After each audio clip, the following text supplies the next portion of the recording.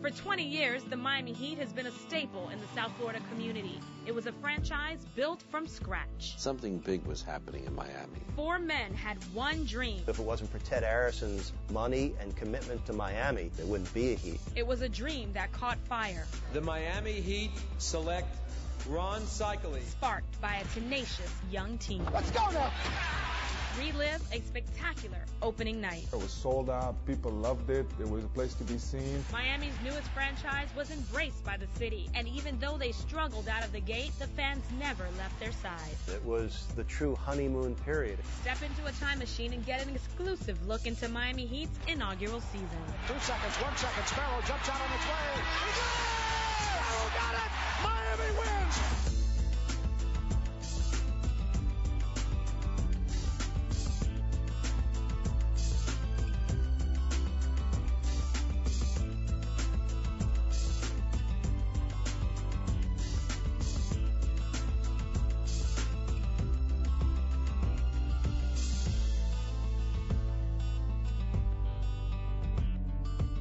Hi, everyone, and welcome to a very special edition of Inside the Heat. I'm Eric Reed.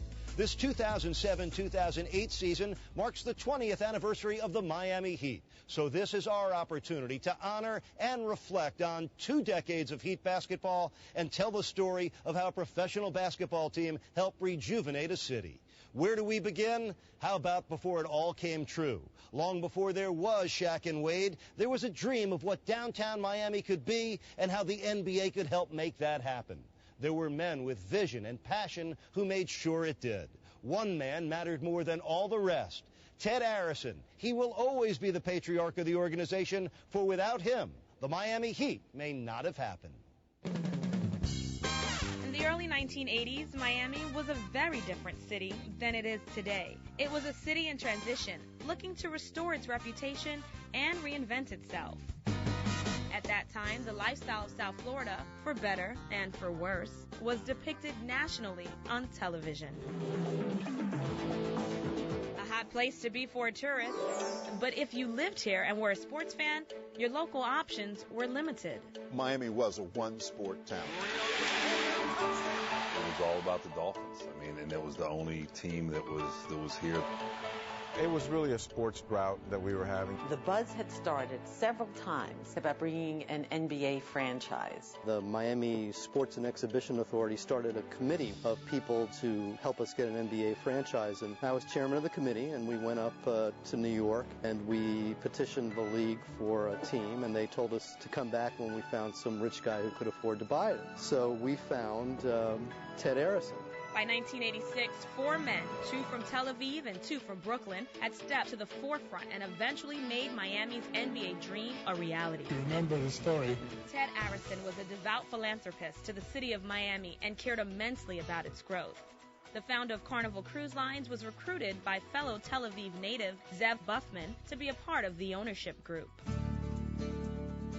If you want to talk about a person who was a visionary, it was Ted. He was sold on what professional basketball could do to help embellish Miami as a first-class city. And, he took that chance and did it. A good friend of Ted Arison, Zev Buffman, was responsible for bringing the ownership group together. Zev was a vibrant and extroverted man who produced award-winning Broadway shows. The rewards of being involved in a sports team are so enormous. They're bigger than any Broadway show, than any 5 Broadway shows I've ever experienced in my whole life. The first showman was Zev Buffman, who was behind this movement to bring NBA basketball to South Florida. It was Billy Cunningham that brought basketball credibility to this ownership foursome. Elected to the Hall of Fame in 1986, 10 years later, he was named one of the 50 greatest players in NBA history. I wouldn't be sitting here with Zev Buffman if I hadn't made a commitment, and I know Zev has, is to do whatever in our power to get that NBA franchise here. The fourth piece of the ownership group was Louis Chaffel,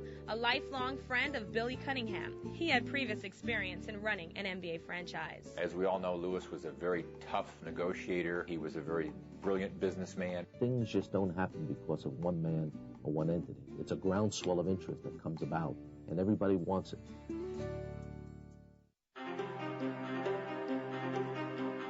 Something big was happening in Miami. Something big in terms of the revitalization of the city. On August 4th, 1986, ground was broken for the Miami Arena in the heart of Overtown. The choice of Overtown for the Miami Arena was a defining moment in the Magic City's future. It was a precondition to getting a franchise to have plans in place and financing and the design. With building plans in place, it was time to take action. We had to go to the Board of Governors meeting in Arizona and make our formal application, and we took Ted with us. I was the one designated to tell Ted, and I said, "Congratulations, Ted, there's good news all around." He said, "Well, what's that?" I said, "Well, you are surely going to be an investor as Miami gets an NBA franchise, and it's been granted. And number two, you have to be the lead investor and the majority investor," which was not his intention at all. After we made our presentation, Ted came out and we all got in the elevator after that, and he's laughing. And I said, "Ted, what are you laughing about?" And he said, "I don't even like basketball." I'm not sure he wanted to own a basketball franchise. He was not really a sports fan and not really that interested, but he did it more for community interest than anything else. If it wasn't for Ted Arison's money and commitment to Miami, you wouldn't be there. There wouldn't be a Heat. The first two teams will be Charlotte, North Carolina, and Miami, Florida. I will never forget Billy Cunningham and Lou Chaffel running out of this hotel going, "We have the team." The Heat come here, and all of a sudden, we became Major League. With the guarantee of an NBA team, the building of the arena downtown would come to fruition. It's real now. They're building something, and it's the old "if they build it, they will come" kind of thing. You finally felt, okay, there's an arena. You have the redevelopment of the city and having the Heat come down there. I mean, and being the city, it makes it really special.